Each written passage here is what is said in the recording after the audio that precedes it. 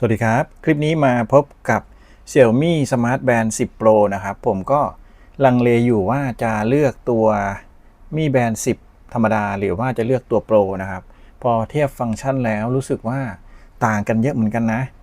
ระหว่างตัวธรรมดากับตัว Pro จะต่างกันประมาณ1,000นะครับซึ่งสิ่งที่ได้มาก็คือหน้าจอใหญ่ขึ้นตัว Pro ใหญ่ขึ้นสวยขึ้นเหมือนนาฬิกาแล้วก็ค่อนข้างจะหน้าจอสว่างกว่านะครับตัวหนังสือใหญ่กว่ารวมถึงดูสวยแล้วก็มี GPS สามารถที่จะวิ่งกลางแจ้งรับสัญญาณ GPS ได้โดยไม่ต้องพึ่งมือถือนะครับสุดท้ายตกลงเป็นตัว Pro นะครับเพื่อความสวยงามบางทีอาจจะไม่จำเป็นจะต้องพกนาฬิกาอีกเรือนหนึ่งใส่ตัวนี้อย่างเดียวเลยนะครับคลิปนี้ก็มาแนะนำรายละเอียดแล้วก็มาพูดถึงเชิงลึกรวมถึงแนะนำฟังก์ชันแล้วก็เชื่อมต่อไว้ให้ชมเป็นวิธีการทำอย่างละเอียดนะครับก่อนหน้านี้ผมก็ใช้ตัวนี้มานานมากนะครับตัวนี้เป็นMi Band 3เลยนะตั้งแต่2กับ3ตัวนี้3ผมใช้4ด้วยแต่4หน้าจอแตกแล้วนะครับตัวนี้ก็เป็น3เพิ่งแบตหมดเมื่อสักครู่นี้เองนะครับก็ถือว่าเป็นจอขาวดำที่ใช้งานได้ดีแล้วกันน้ำด้วยนะเนี่ยครับเขาเตือนว่าแบตเตอรี่หมดนะครับก็ดับแล้วถือว่าใช้ดีครับตัวนี้ตัวเดียวเลยยาวๆนะครับผมก็มีนาฬิกาตัวหนึ่งคือ Amazfit Stello นะครับตัวนี้ก็รีวิววิธีการอัพรอมแล้วก็วิธีการแก้ไขวิธีการเปลี่ยนแบตเยอะแยะมากมายก็ใช้อยู่นะตัวนี้ก็6 ปีแล้วนะครับเปลี่ยนแบตไป1 รอบนะครับถัดมาตัวนี้เป็นตัวใหม่ล่าสุดผมก็จะแกะให้ชมเลยตัวนี้ก็เป็นสินค้าที่ทุกคนยืนยันว่าใช้ดีนะครับเป็นหน้าจอใหญ่เป็นจอ AMOLED นะครับแล้วก็รองรับตัวแคมพาร์ตก็คือเข็มทิศนะครับแล้วก็แบตเตอรี่ยาวนาน21 วันกับฟังก์ชันมาตรฐานนะครับแล้วก็มีกีฬาอยู่150โหมดนะครับรวมถึงความบางตัวนี้บางมากบาง 9.7 มิลลิเมตรเท่านั้นเองถือว่าบางสุดนะครับแล้วก็กันน้ำได้5 ATM ตัวนี้ถือว่าดีมากๆนะครับใส่ว่ายน้ำแล้วก็ตากฝนอะไรพวกนี้สบายมากนะครับมี GPS ในตัวนะครับแล้วก็มีฟังก์ชันในการตรวจจับสุขภาพมอนิเตอร์การนอนมอนิเตอร์สุขภาพที่ละเอียดมากมือโปรเลยนะครับเขาบอกว่าค่อนข้างละเอียดกว่าเวอร์ชันเดิมเยอะมากค่อนข้างละเอียดกว่าธรรมดาด้วยนะครับค่อนข้างละเอียดกว่าตัวเวอร์ชัน9 Active ด้วยนะมาดูกันเลยนะครับผมก็จะไปเรื่อยๆนะอาจจะยาวนิดนึงนะครับอาจจะสคิปด้วยถ้าเกิดว่ารู้สึกว่ามันช้าเวิร์กก็กดข้ามๆเลยนะครับตัวนี้ก็เริ่มตั้งแต่แกะกล่องเลยนะแล้วก็จะมาตั้งค่ากันนะครับตัวนี้มาแบบนี้เลยสายนะครับแล้วก็มีคู่มือ Xiaomi Smart Band 10 Pro นะครับ User Manual ตัวนี้ก็ถือว่าอธิบายได้ละเอียดนะครับค่อนข้างโอเคผมหาภาษาไทยยังไม่เจอภาษาไทยนะก็คิดว่าเป็นภาษาอังกฤษแต่จริงๆไม่น่าจะยากครับขึ้นมาก็บอกว่าสามารถเสียบชาร์จวิธีนี้นะครับแล้วก็ใช้กับแอป Mi Fitness นะครับถ้าเป็นตัวเดิมเนี่ยจะใช้กับแอป Mi Fit ตอนแรกๆตอนนี้ใช้กับแอป Save Life เขาไมเกรดระบบมาค่อนข้างบ่อยนะครับตัวนี้ใช้กับตัวเซฟนะครับ Amazfit นั่นเองเขาเปลี่ยนมาเป็นเซฟนะครับตัวนี้จะใช้กับแอป Mi Fitness นะครับตั้งแต่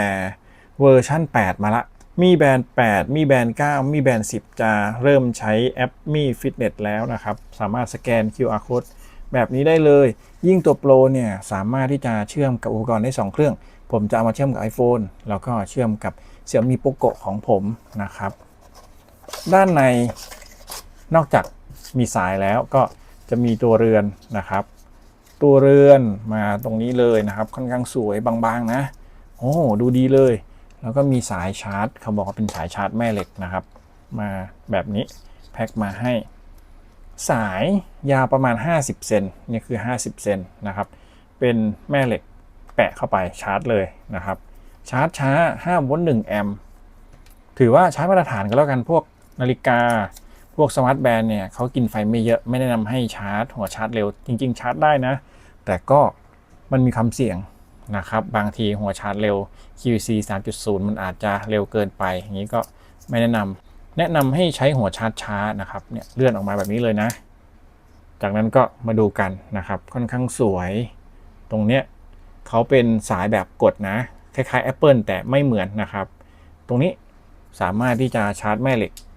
แบบนี้ได้เลยถ้าไม่ถูกด้านจะไม่เข้านะครับแป๊กเข้าไปเขาก็จะมีโลหะ2ขั้วแปะๆอยู่ก็ชาร์จแบบนี้ถือว่าโอเคนะครับเป็นแม่เหล็กเนี่ยมันทนกว่าดีกว่าแบบแป๊กหนีบสลักแบบเนี้ยมันพังง่ายผมเปลี่ยนมาหลายอันละนะครับแล้วแบบนี้ก็ไม่ค่อยดีนะครับแบบนี้เป็นแม่เหล็กเนี่ยมันดูดีกว่านะครับตรงนี้กันน้ำมีเซ็นเซอร์อยู่ตรงนี้ขาวๆนะครับค่อนข้างดูสวยมากตรงนี้ไม่มีปุ่มนะด้านนี้ก็ไม่มีด้านนี้ก็ไม่มีนะครับปุ่มไม่มีให้กดถือว่าน่าจะกันน้ำได้ดีเยี่ยมเลยสวยๆนะครับรู้สึกว่าค่อนข้างชอบผมได้มาที่ราคา 1,830 บาทโดยประมาณนะครับสายมาแบบนี้การใช้สายก็อยู่ที่ชอบเลยปกติผมชอบให้ด้านเนี้ยอยู่ด้านนอกนะถ้าจะใส่ด้านซ้ายก็จะเป็นแบบนี้นะครับเนี่ยจะชอบทรงแบบนี้ให้อันเนี้ยอยู่ด้านนอกนะครับออกไปด้านนอกแบบนี้ทรงนี้เลยขั้นตอนการเริ่มใช้งานนะครับผมก็จะเข้าสู่กระบวนการที่เขาแนะนำเลยนะตัวนี้เป็นหัวชาร์จช้านะครับรองรับชาร์จช้าชาร์จเร็วได้หมดผมก็จะเอาตัวเนี้ยมาแปะเข้าไปชาร์จตอนนี้ก็เขากำลังเข้าสู่โหมดชาร์จอยู่นะครับมาละเหมือนเริ่มบูตแล้วนะครับพอบูตขึ้นมาก็จะเป็นแบบนี้นะครับมีให้เลือกตั้งค่าเลยโหมดการตั้งค่าก็เลือกภาษาครับแล้วแต่ชอบเลยนะครับตอนนี้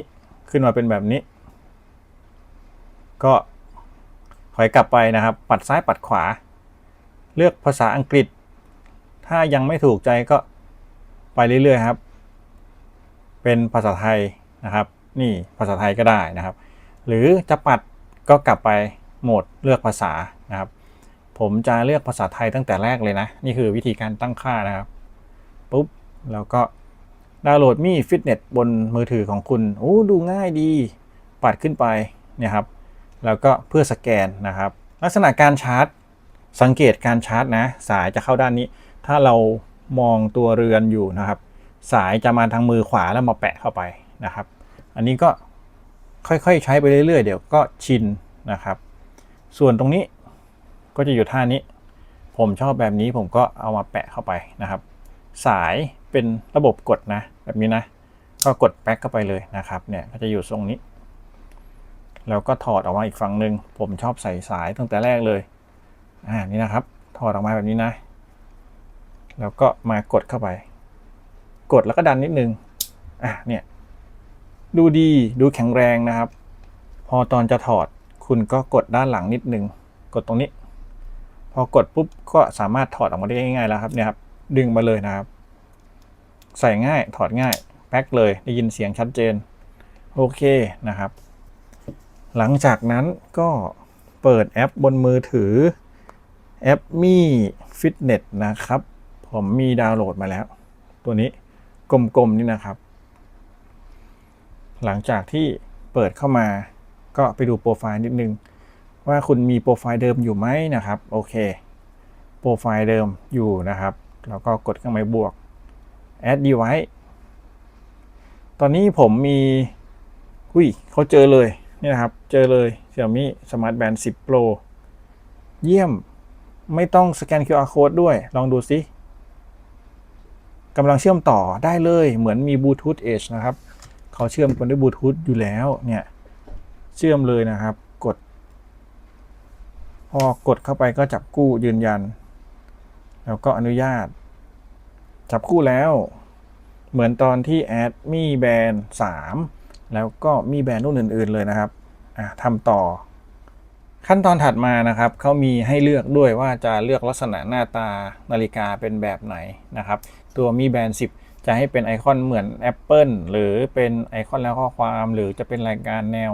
ตั้งยาวๆก็ได้ผมเลือกเป็นแบบมาตรฐานนะครับซึ่งตัวนี้ก็กดทำต่อโอเคมาแล้วรายชื่อผู้ติดต่อเวลาที่มีสายเข้าจะให้แจ้งเตือนไหมก็ให้แจ้งเตือนทำต่อครับ แล้วก็ซิงค์ข้อมูลกำหนดการและตารางงานพวก task schedule อะไรพวกนี้โอเคเอาหมดทำต่อครับแล้วก็การเข้าถึง schedule โอเคอนุญาตให้เข้าถึงครับแล้วก็ซิงค์ข้อมูลเรียบร้อยนะครับทำต่อโอเคมาแล้วนี่คือลักษณะจอนะครับเขาบอกให้กดค้างเอาไว้เพื่อที่จะเลือกตัว display ต่อไปการแจ้งเตือนต่อไปแล้วก็ปัดขึ้นปัดลงเพื่อที่จะเปลี่ยนโปรแกรมได้โอเคนะครับเนี่ยเสร็จแล้วโอเคตอนนี้ก็จับคู่เสร็จแล้วนะครับเริ่มใช้งานโอเคเสร็จแล้วนะครับนี่คือเราสามารถที่จะใช้งานตัวมีแบนได้แล้วแบตเตอรี่อยู่ที่ 73% แล้วก็ชาร์จอยู่นะครับโอเคขยับตรงนี้มาก่อนตัวมีแบนก็จะมีฟังก์ชันอยู่ปัดขึ้นสามารถที่จะเรียนรู้แก้ไขเรียงแอปใหม่ก็ได้นะครับเริ่มก็จะเป็นการเรียงใหม่ตัวนี้ลองกดดูกดค้างเพื่อแก้ไขตัวนี้ก็เขาก็จะแนะนำนะครับกดค้างแล้วลากเพื่อจัดลำดับโอเคกดค้างแล้วลากก็ได้นะก็ไม่น่าจะยากนะครับมีแอปหลายตัวที่คุณสามารถเปิดและใช้งานได้เลยอย่างตัวนี้ก็เป็นการควบคุมการถ่ายรูปบนมือถือกรณีที่มีขาตั้งมือถือนะครับดูดีมากตัวนี้เป็นสภาพอากาศเนี่ยดูเหมือนใน iPhone เลยทำออกมาได้สวยนะครับเยี่ยมสามารถที่จะเลื่อนซ้ายเลื่อนขวาถ้าเลื่อนด้านนี้ก็จะเป็นการเข้าโหมดนะครับถ้าเลื่อนด้านนี้ก็จะเป็นปิดก็จะมีโหมดเลื่อนได้ทั้งซ้ายทั้งขวาบนล่างก็เลื่อนได้อันนี้เป็นแอปนะครับในรายละเอียดเนี่ยค่อนข้างเยอะลองปัดไปปัดมาเดี๋ยวเขาก็จะขึ้นมาให้เพราะว่าบางทีมันจะยาวเกินไปผมก็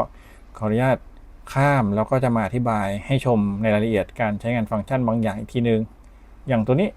การวัดหัวใจให้เราใส่แล้วอยู่นิ่งๆนะครับตัวนี้เรายังไม่ได้ใส่โอเคเลยเนี่ย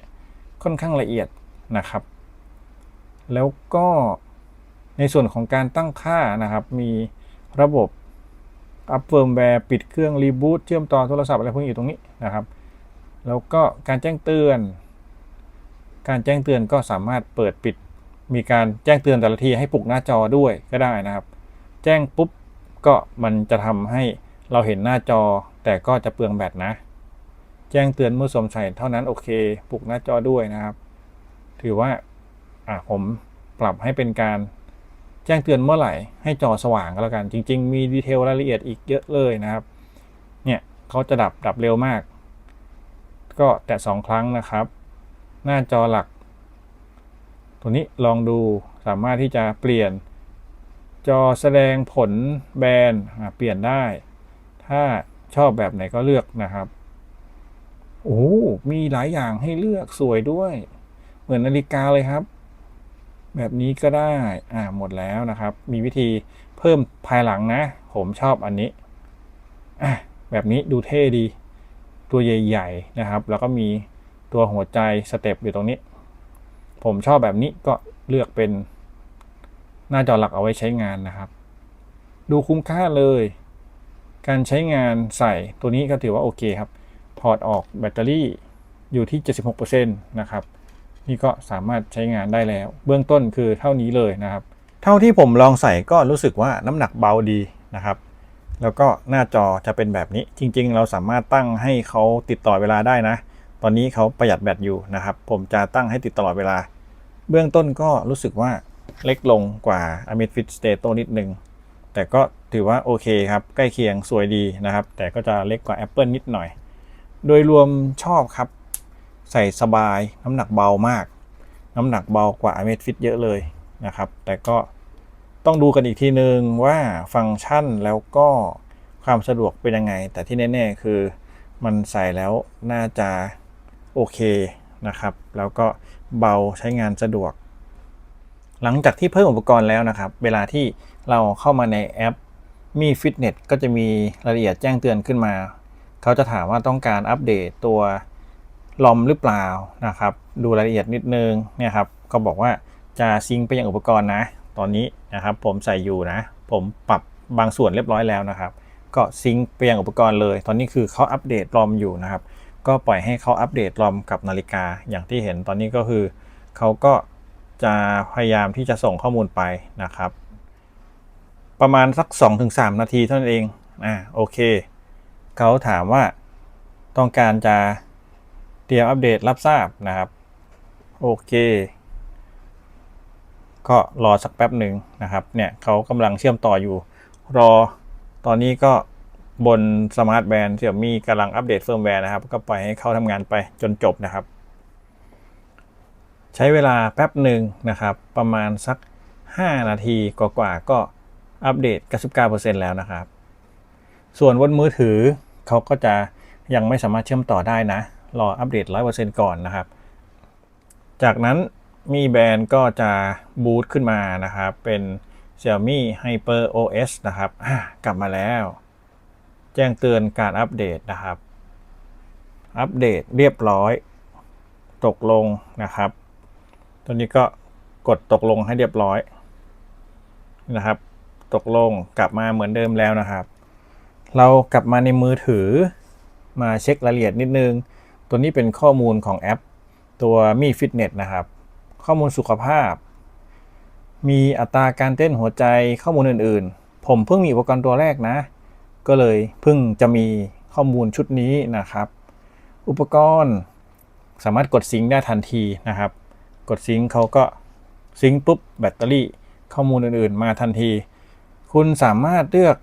หน้าจอออนไลน์ได้นะครับตัวนี้เขาก็จะไปโหลดออนไลน์มาให้นะครับมีทั้งหมดเยอะเลย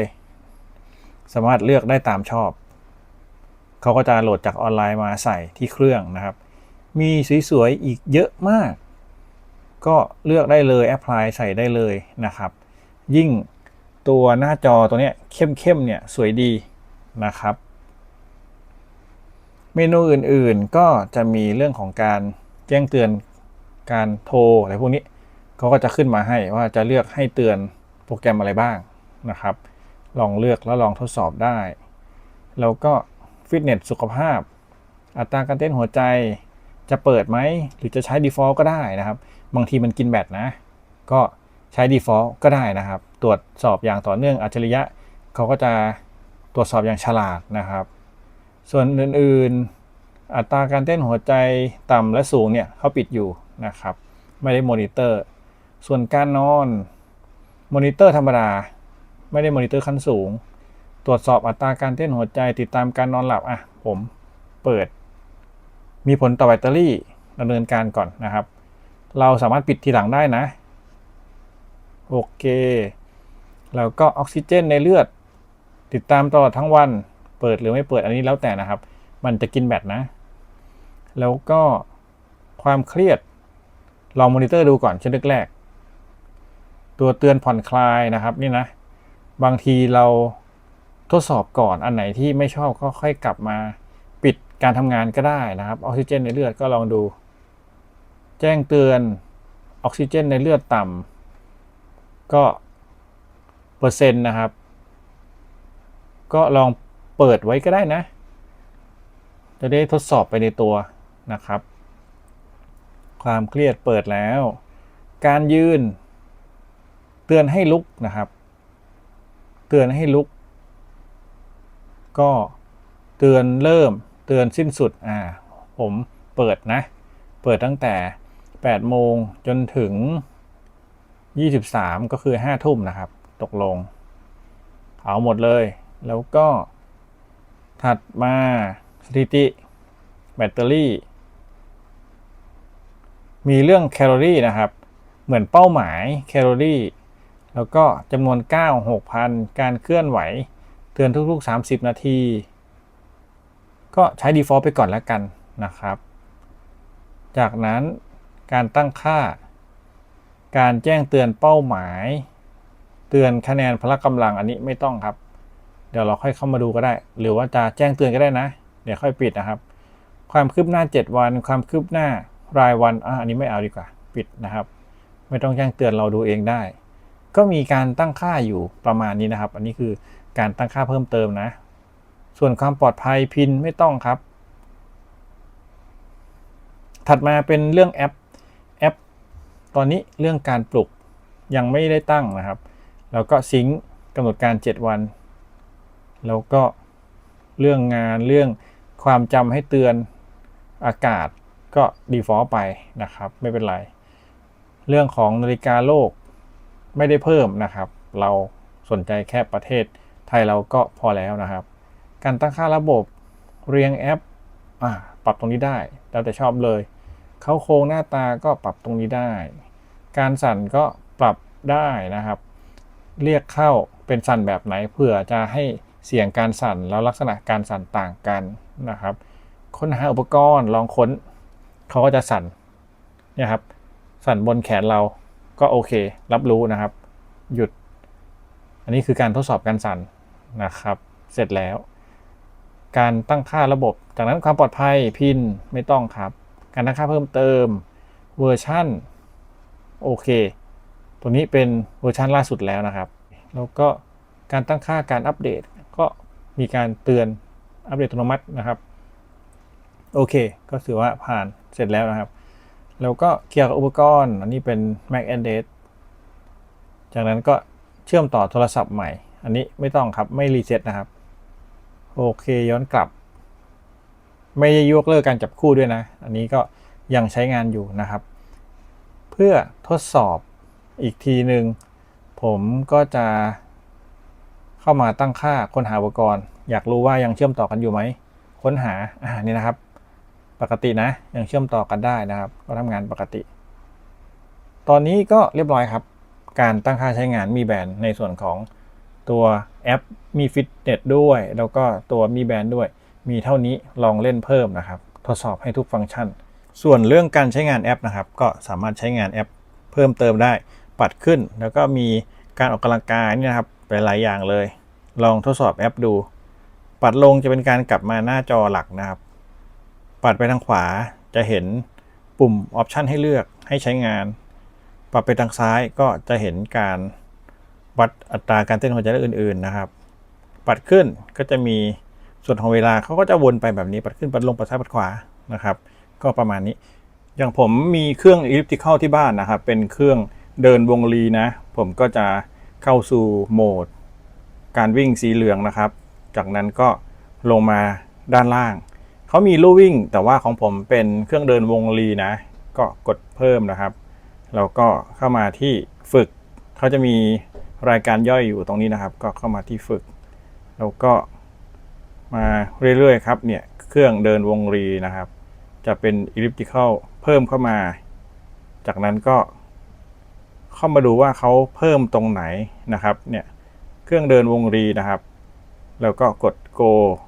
นี่ก็เป็นการเริ่มแล้วนะครับเครื่องที่ผมจะใช้ออกกำลังกายแบบเดินวงรีก็เป็นเครื่องนี้นะครับก็ถือว่าใช้ได้นะครับอยู่คอนโดก็จะประมาณนี้ครับผมพยายามเร่งสปีดบนลู่วิ่งนะครับแค่ประมาณ15นาทีนี่ก็เหงื่อแตกพักแล้วนะครับตัวฮาร์ทเรทก็จะวิ่งขึ้นไปแล้วมีการเตือนด้วยนะเตือนสีแดงรูปหัวใจเลยนะครับว่าตอนนี้หัวใจขึ้นไปถึง180แล้วนะครับของผมเนี่ยขึ้นไปแตะปุ๊บ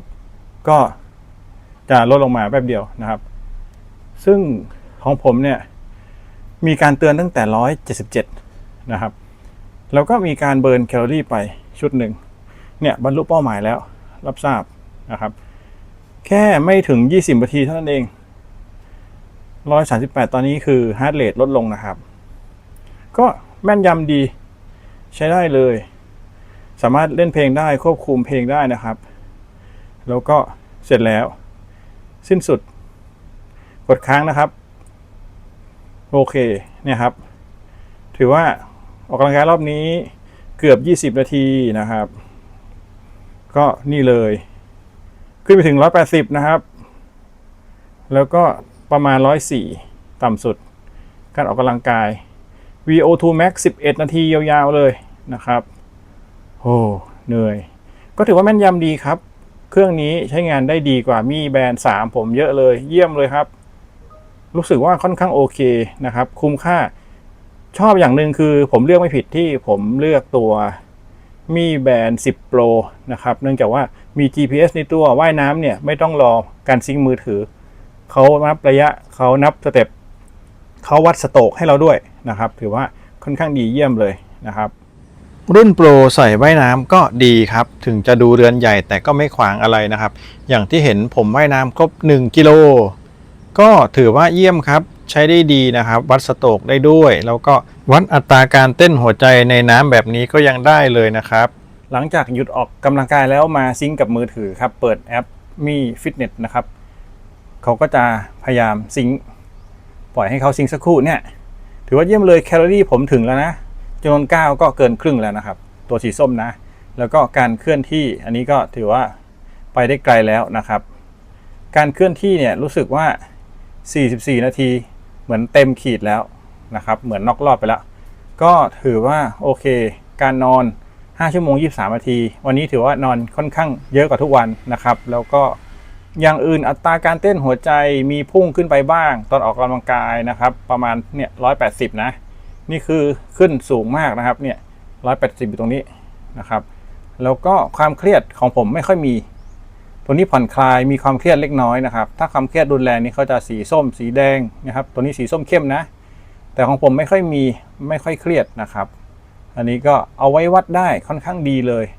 ออกซิเจนก็มีตกบ้างขึ้นบ้างส่วนใหญ่จะอยู่ที่ 98% นะครับเท่าที่ผมใช้งานมาก็รู้สึกว่าค่อนข้างโอเคนะครับด้วยหน้าตาที่ค่อนข้างสวยตอนนี้ผมก็ชาร์จอยู่นะครับค่อนข้างดูดีเลยไซส์ก็เกือบจะเท่ากับ Apple ตัว Apple Watch นะครับแต่ก็ดูสวยไปอีกแบบน้ำหนักเบากว่าเยอะแล้วก็ถ้าจะเลือกนะมี2ตัวธรรมดากับตัวมี10 Pro นะครับมีแบนด์10 Pro เนี่ยค่อนข้างโอเคผมก็คิดว่าเลือกไม่ผิดนะครับใช้งานได้ดีมี GPS ในตัวด้วยส่วนการใช้งานหลังจากที่ผมเชื่อมต่อแล้วก็ทดสอบออกกำลังกายมาแล้วนะครับตัวนี้ก็สามารถที่จะบันทึกการนอนได้ค่อนข้างดีละเอียดเลยติดตามการนอนมีงีบด้วย1 ชั่วโมงเนี่ยนะครับก็ประมาณนี้ถือว่าเรื่องการบันทึกติดตามการนอนเนี่ยเยี่ยมนะครับยกให้เลยเรื่องของอัตราการเต้นหัวใจแม่นยำดีถือว่าตรงกับ Apple พวก Apple Watch ในพวกเนี้ยผมเทียบกันละค่อนข้างตรงนะครับใช้ดีส่วนออกซิเจนก็ถือว่าเยี่ยมนะครับเตือนดีแบบนี้เลยเขาก็จะมีสุ่มเช็คแบบอัจฉริยะของเขานะครับเรื่องความเครียดผมไม่แน่ใจแต่เท่าที่ดูคือกลางคืนถือว่าดีกลางวันร่างกายทำงานแล้วก็มีทำงานไปด้วยก็จะมีเครียดอ่อนๆนะครับก็โอเคแล้วก็ในส่วนของน้ำหนักตรงนี้เนี่ยเขาซิงค์จากอุปกรณ์อื่นไม่ได้นะครับจำเป็นจะต้องกรอกแบบเพิ่มเอาเท่านั้นเนี่ยผมเพิ่มน้ำหนักเข้าไปแล้วก็เราจะต้องไปเอาจากแอปอื่นนะผมพยายามหาวิธีการดึงอยู่ยังดึงไม่ได้อยากจะดึงจาก Xiaomi Composition แอป Save Life นะครับแต่ก็ยังไม่มีวิธีนะครับตรงนี้ก็เลยจำเป็นจะต้องกรอกเข้าไปทั้งหมดเลยเนี่ยกรอกเข้าไปก่อนนะครับซึ่งกรอกได้นะตรงนี้เขามีช่องให้กรอกเพิ่มข้อมูลนะครับสำหรับส่วนน้ำหนักแล้วก็ค่าต่างๆแล้วก็เรื่องความดันวัดไม่ได้อุปกรณ์ผมไม่มีซึ่งคิดว่าเขาน่าจะเป็นการให้กรอกแบบแมนนวลนะตรงนี้นะครับเอาข้อมูลมาแชร์กันเผื่อใครจะซื้อก็ต้องยอมรับในจุดนี้ด้วยตรงนี้เป็นความดันเลือด